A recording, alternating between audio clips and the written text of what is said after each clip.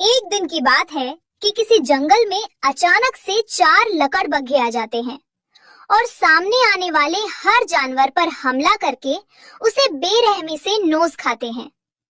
ये सब देखकर एक लोमड़ी भागते हुए जंगल के बूढ़े राजा बाघ के पास जाती है। अरे क्या हुआ लोमड़ी, रो क्यों रही हो? बाघ राजा, जल्दी चलिए मेरे साथ। हमारे जंगल में बहुत सारे लगड़भग घुस गए हैं जो कि सामने आने वाले हर जानवर का बेरहमी से शिकार कर रहे हैं। क्या? अभी जाकर मैं उन सब लगड़भग्गों को भगाता हूँ। ये सब बोलने के बाद बूढ़ा बाघ लोमड़ी के साथ उन लगड़भग्गों से लड़ने को रवाना हो जाता है। इतने में रास्ते में ही अचानक से चारों लगड़भग बूढ़े बाघ के सामने आ जाते हैं। अरे वाह, तुम सब तो खुद ही मेरे पास आ गए। मैं अभी तुम लोगों को ही जान से मारने के लिए आ रहा था। भला तुम जैसा बूढ़ा बाघ अकेले ही इतने सारे लगड़भग्गों से कैसे मुकाबला करेगा? मेरे बुढ़ापे पर जाने की गलती भी न करना। मैं तुम्हें मौका दे रहा हूँ। अगर तुम सबको अपनी जान प्यारी है तो चुपचाप मेरे जंगल से चले जाओ। अब ये जंगल तुम्हारा नहीं, अब से ये जंगल हमारा है। हम जहाँ जाते हैं वहाँ बस खून की नदियाँ बहती हैं और वो जगह हमारी हो जाती है। मुझे तो यही लगता है कि तुम लोगों को अपनी जिंदगी बिल्कुल भी प्यारी नहीं। ये बोलने के बाद बूढ़ा बाघ अकेले ही उन 4 लगड़भग्गों के साथ लड़ पड़ता है और इस लड़ाई के दौरान लोमड़ी बूढ़े बाघ की मदद के लिए और जानवरों को बुलाने के लिए भाग पड़ती है। लेकिन बूढ़ा बाघ अकेले उन 4 लगड़भग्गों के सामने कमजोर पड़ जाता है, जिस वजह से बूढ़ा बाघ लगड़भग्गों से लड़ते लड़ते मर जाता है। कैसा सबक सिखाया, बड़ा आया हमें जान से मारने वाला। इतने में वहाँ एक बड़ा हाथी, एक जवान शेर और एक जवान बाघ आ जाता है। इतने सारे जानवरों को एक साथ देखकर चारों लगड़भग्गे वहाँ से भाग जाते हैं। अच्छा हुआ जो ये भाग गए, वरना इन 4 लगड़भग्गों को तो मैंने अपने पैरों तले ही मसल देना था। लगता है हमें आने में देर हो गई, क्योंकि अब हमारे बाघ राजा नहीं रहे। और वहाँ दूसरी तरफ गांव में राजू नाम का एक लड़का रहता था, जिसने अपने पास एक अजीब सी गधी पाल रखी थी, जिसे कभी भी कोई बच्चा नहीं हुआ था, लेकिन फिर भी वो गधी बहुत सारा दूध देती। एक दिन राजू के पास उसका दोस्त नटवर आता है।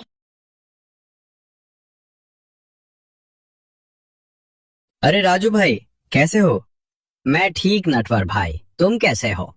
अरे मैं तो बिल्कुल ठीक हूँ राजू भाई। ये तो बताओ कि ये इतना सारा दूध कहाँ से आया? अरे ये तो मेरी इस गधी का दूध है। ये रोज इतना ज्यादा दूध देती है कि आधे से ज्यादा तो मैं गांव वालों को ही बेच देता हूँ। अरे वाह, ये तो अकेले ही 4-5 गायों जितना दूध देती है। ये तो मुझे कोई बहुत खास गधी लगती है। हाँ भाई नटवर, और तुम्हें अपनी गधी की एक और खासियत बताऊं? देखो, किसी को बताना मत। मेरी गधी दूध तो बहुत सारा देती है, लेकिन इसे अभी तक एक भी बच्चा नहीं हुआ। क्या? ये कैसे हो सकता है? तुम मुझसे झूठ बोल रहे हो क्या? अरे नहीं नहीं, भला मैं तुमसे झूठ क्यों बोलूंगा? अरे राजू, ये तो बहुत डरने की बात है। अगर ये गधी बिना बच्चे दिए ही दूध दे रही है तो जरूर कुछ गड़बड़ हो सकती है। मुझे तो ये कोई आम गधी नहीं लगती, जरूर ये कोई भूत प्रेत हो सकती है। अरे नटवर भाई, ऐसी बातें करके मुझे डरा क्यों रहे हो? हाँ राजू, मैं तुम्हें सच कह रहा हूँ। अगर गांव वालों को ये पता चला कि तुम उन्हें किसी ऐसी गधी का दूध बेच रहे हो जिसके अभी तक बच्चे ही नहीं हुए, तो शायद गांव वाले तुम्हें जिंदा ना छोड़ें। तो फिर तुम ही बताओ नटवर भाई कि मैं क्या करूं? मैं एक ज्ञानी बाबा को जानता हूँ। वह रहते तो दूर हैं, लेकिन हमें उन तक पहुंचने में 2 दिन ही लगेंगे।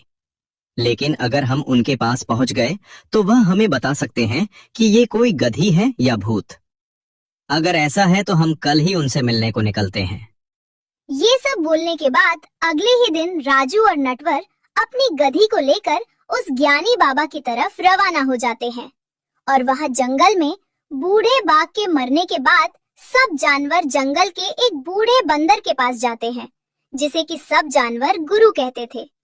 बाघ राजा के बाद जंगल का हर फैसला गुरु ही करता था। गुरुजी, इस वक्त तो हमारे जंगल में बस 2 ही बड़े शिकारी जानवर हैं, एक शेरू और दूसरा जवान बाघ। तो ठीक है, तुम जाकर उन्हें मेरे पास बुला लाओ। हमें उनमें से ही किसी एक को इस जंगल का राजा बनाना होगा। अब तुम सब जाओ और बाघ और शेरों को यहाँ मेरे पास भेज दो। कि ये बात सुनने के बाद हाथी और बाकी सब जानवर वहां से चले जाते हैं और थोड़ी ही देर के बाद बाघ और शेरू गुरु के सामने हाजिर हो जाते हैं। गुरुजी, क्या आपने हमें यहाँ बुलाया? हाँ, मैंने ही तुम दोनों को यहाँ बुलाया है। तुम दोनों को तो पता ही होगा कि अब हमारे जंगल के बाघ राजा नहीं रहे।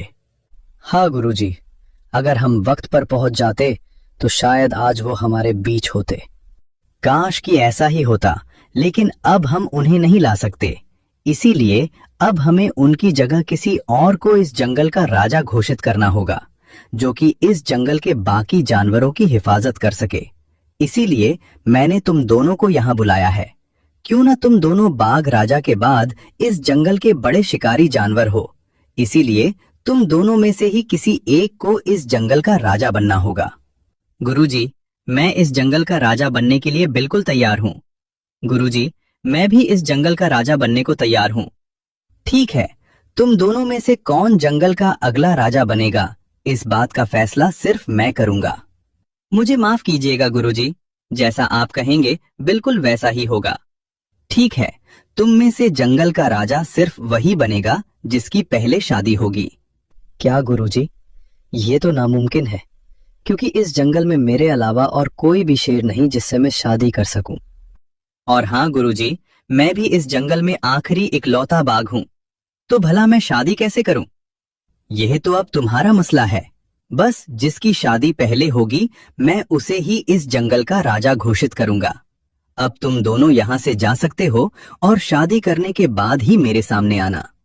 गुरु की ये बात सुनने के बाद शेरू और बाघ अपने लिए बीवियां तलाश करने के लिए निकल जाते हैं और वहां राजू और नटवर गधी को लेकर ज्ञानी बाबा के पास पहुंच जाते हैं।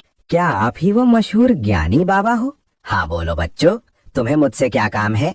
बाबा जी, ये मेरी गधी है। इस गधी को अभी तक एक बच्चा भी नहीं हुआ, लेकिन ये गधी रोज 5 गायों जितना दूध देती है। अरे ऐसा कैसे हो सकता है? भला कोई भी जानवर कैसे बच्चे दिए बगैर दूध दे सकता है, और वो भी इतना सारा दूध? मुझे तो लगता है तुम दोनों मुझे यहाँ परेशान करने के लिए आ गए हो। नहीं बाबा जी, मेरा दोस्त राजू सच बोल रहा है, इसीलिए तो हम इस गधी को आपके पास ले आए हैं। अब आप ही बताएं कि ऐसा कैसे हो सकता है? अगर तुम्हारी बात सच है तो ये कोई आम गधी नहीं हो सकती। जरूर ये कोई भूत प्रेत हो सकती है। मेरी मानो तो तुम इस गधी को किसी जंगल में छोड़ आओ, क्योंकि अगर ये गधी के रूप में कोई भूत हुआ तो ये इंसानों में रहकर उन्हें कोई नुकसान पहुंचा सकती है। क्या मैं इस गधी को अकेले किसी जंगल में कैसे छोड़ सकता हूँ? ऐसे तो कोई शिकारी जानवर इसे खा जाएगा। देखो बच्चे, अगर तुमने इस गधी को अपने ही पास रखा और इस भूतिया गधी ने तुम्हारे करीबी किसी भी इंसान को नुकसान पहुंचाया तो उसके जिम्मेदार तुम ही होगे। इसीलिए मैं बोल रहा हूँ कि इस गधी को किसी जंगल में छोड़ आओ। अगर ऐसा है तो बाबा जी आपने जैसा कहा है मैं बिल्कुल वैसा ही करूँगा। ये बोलने के बाद नटवर और राजू गधी को लेकर जंगल की तरफ रवाना हो जाते हैं और वहाँ जंगल में लोमड़ी शेरू के पास आती है। शेरू, क्या ये सच है? मैंने सुना है कि जंगल का राजा वही बनेगा जो कि पहले शादी करेगा। हाँ लोमड़ी, उस बूढ़े बंदर गुरु ने ये अजीब सी शर्त रखकर मुझे मुश्किल में डाल दिया है। तुम ही बताओ कि अब मैं क्या करूं? शेरू, क्यों ना तुम मुझसे शादी कर लो? वैसे भी तुम्हें इस जंगल में कोई शेरनी नहीं मिलनी, क्योंकि तुम हमारे जंगल के अब अकेले शेर हो। क्या दिमाग तो तुम्हारा ठीक है ना लोमड़ी? मैं तुम जैसी किसी बेवकूफ लोमड़ी से शादी कर सकता हूँ? अच्छा होगा कि तुम अभी के अभी यहाँ मेरे सामने से दफा हो जाओ, वरना मैंने तुम्हें खा जाना है। शेरू की ये सब बातें सुनकर लोमड़ी वहाँ से गुस्से में चली जाती है और वहाँ दूसरी तरफ राजू और नटवर गधी को जंगल के पास ले आते हैं और उसे अकेला छोड़कर चले जाते हैं। अरे ये क्या, मेरा मालिक कितना बेवकूफ निकला। मेरा दूध बेचकर अच्छे खासे पैसे कमा रहा था और अपने पागल दोस्त नटवर की बातों में आकर मुझे उस बाबा के पास ले गया और उस ढूंगी बाबा की झूठी बातों में आकर मुझे इस जंगल में अकेला ही छोड़ गया। इससे अच्छा तो मालिक मुझे किसी और पर बेचकर थोड़े पैसे ही कमा लेता, और तो और मुझे एक नया मालिक भी मिल जाता। अब इस जंगल के शिकारी जानवरों से मैं कैसे खुद को बचाऊंगी। इतने में अचानक से उन 4 लकड़भग्गों में से एक की नजर गधी पर पड़ती है, तो वो अकेला गधी के पास आ जाता है। अरे वाह, इतनी बड़ी गधी! मुझे तो किसी गधी का मांस चखे हुए भी बहुत वक्त हो गया है। चलो कोई बात नहीं, आज तुम्हारा शिकार करके मेरे मुंह का स्वाद फिर से ताजा हो जाएगा।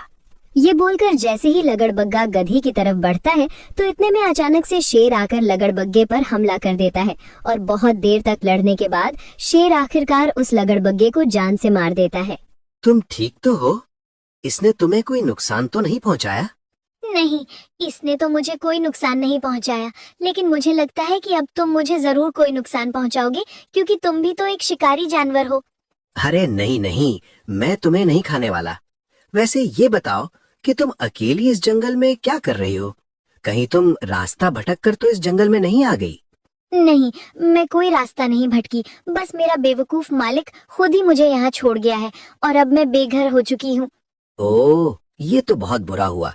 अगर तुम यहीं रुकी रही तो कोई न कोई शिकारी जानवर तुम्हारा शिकार कर लेगा और हर बार मैं तुम्हें बचाने के लिए नहीं आ पाऊंगा। क्या? तो अब मैं क्या करूं? मेरे पास तो अब रहने को कोई भी घर नहीं और इस जंगल में अकेले मेरे लिए जीना बहुत मुश्किल है। क्या तुम मुझे अपने साथ नहीं रख सकते? गधी की ये बात सुनकर शेर भी सोच में पड़ जाता है। अरे, ये तो मेरे लिए एक अच्छा मौका है। वैसे भी मुझे शादी करने के लिए इस जंगल में कोई दूसरी शेरनी तो नहीं मिलने वाली, तो क्यों ना मैं इस गधी से ही शादी कर लूं और इसी बहाने मैं इस जंगल का राजा भी बन जाऊं। मैं तो तुम्हें अपने साथ रख लूंगा, मगर उसके लिए तुम्हें मुझसे शादी करनी होगी। लगता है तुम पागल हो गए हो। भला एक शेर और गधी की शादी कैसे हो सकती है? अगर तुम चाहो तो हो सकती है। अगर तुम मुझसे शादी कर लोगी तो मैं इस जंगल का राजा बन जाऊंगा और तुम इस जंगल की रानी, जिसके बाद जंगल का कोई भी जानवर तुम्हारा शिकार करने के बारे में सोचेगा भी नहीं। शेर की ये बात सुनकर गधी सोच में पड़ जाती है।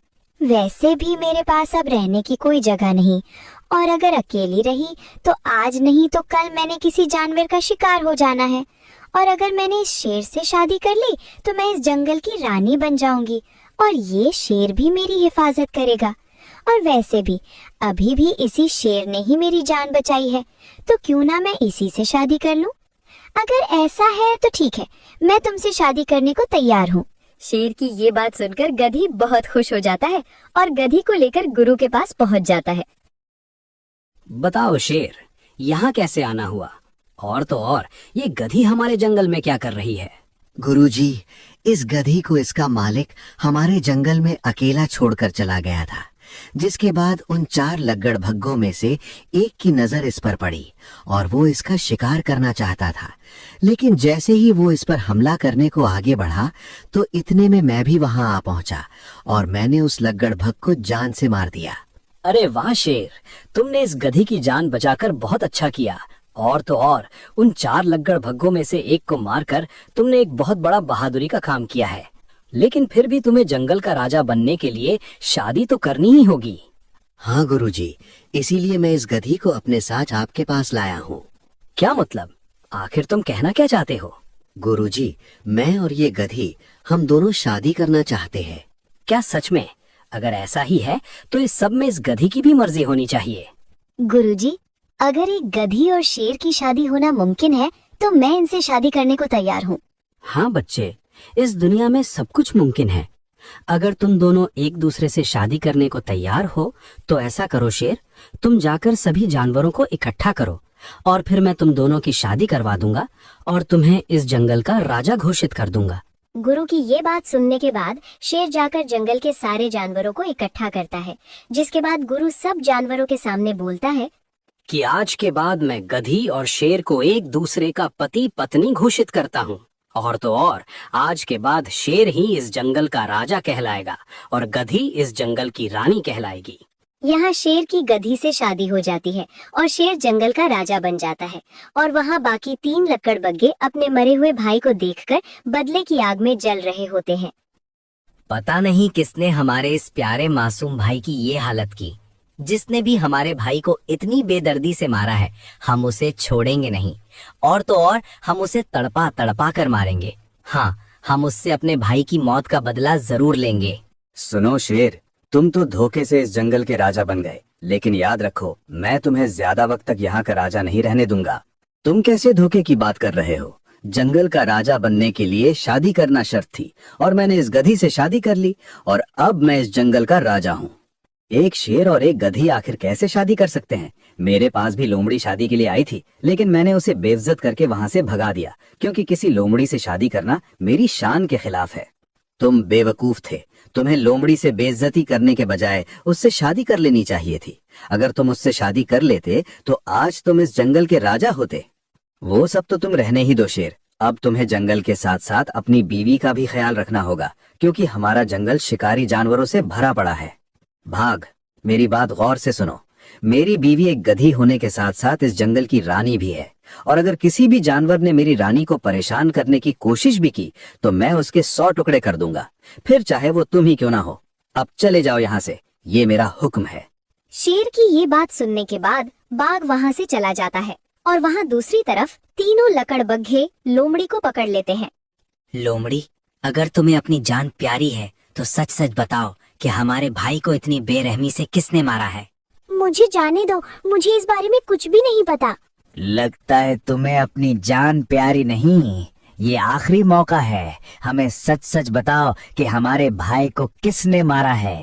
अगर मैंने इन्हें सच ना बताया तो ये तीनों मिलकर मुझे नोच खाएंगे। ऐसा करती हूँ, मैंने बाघ का ही बोल देती हूँ। वैसे भी उसने मेरी उस वक्त बहुत बेइज्जती की थी। ठीक है, तो मैं बताती हूँ, लेकिन तुम मुझसे वादा करो कि तुम्हें सच पता चलने के बाद तुम मुझे जाने दोगे। हाँ हाँ, हम तुम्हें कुछ भी नहीं करेंगे। अब तुम जल्दी से बताओ कि हमारे भाई को किसने मारा है। तुम्हारे भाई को हमारे जंगल के आखिरी बाघ ने ही मारा है। क्या? अब तो उस बाघ के बच्चे को हम छोड़ेंगे नहीं। बताओ लोमड़ी, वो बाघ हमें कहाँ मिलेगा? वो तुम्हें और कहीं नहीं, अपनी गुफा में ही मिलेगा, क्योंकि वो ज्यादातर वक्त अपनी गुफा में ही रहता है।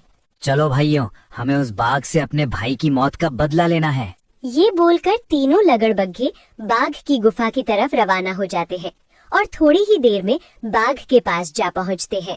बाघ, तुमने बिल्कुल भी ठीक नहीं किया हमारे भाई को मारकर। वैसे मैंने तुम्हारे भाई को तो नहीं मारा, लेकिन अच्छा ही हुआ जो तुम तीनों खुद मेरे पास आ गए, क्योंकि तुम 4 भाइयों ने मिलकर हमारे बाघ राजा को मारा था। इसलिए एक बाघ होने के नाते मेरा भी ये फर्ज बनता है कि मैं तुमसे अपने बाघ राजा का बदला लूं। लगता है तुम्हें अपने बाघ राजा की बहुत याद आ रही है। चलो भाइयों, क्यों ना हम इसे भी इसके बाघ राजा के पास भेज दें। आखिर ये अकेला बाघ हम तीनों का क्या ही बिगाड़ लेगा। इतने में शेर भी वहाँ बाघ के पास आ पहुँचता है।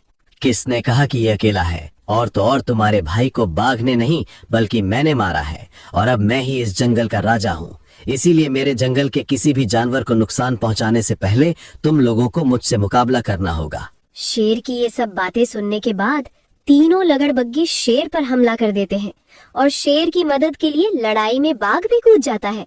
और बहुत देर तक लड़ाई करने के बाद आखिरकार शेर और बाघ दोनों मिलकर तीनों लगड़बग्घों को जान से मार देते हैं। शेर, अच्छा हुआ जो तुम वक्त पर आ गए, और मैंने तुम्हें उस वक्त जितना भी बुरा भला कहा उसके लिए तुम मुझे माफ कर देना। राजा ना बनने की वजह से मुझे तुम पर बहुत गुस्सा था, इसीलिए मैं तुम्हें बहुत बुरा भला कह गया। अरे बाघ, मैं कैसे ना आता?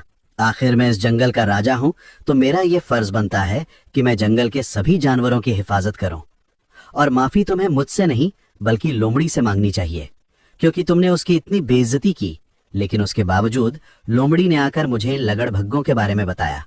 अगर ये लोमड़ी वक्त पर आकर मुझे लगड़भग्गों के बारे में ना बताती तो शायद आज तुम जिंदा ना होते।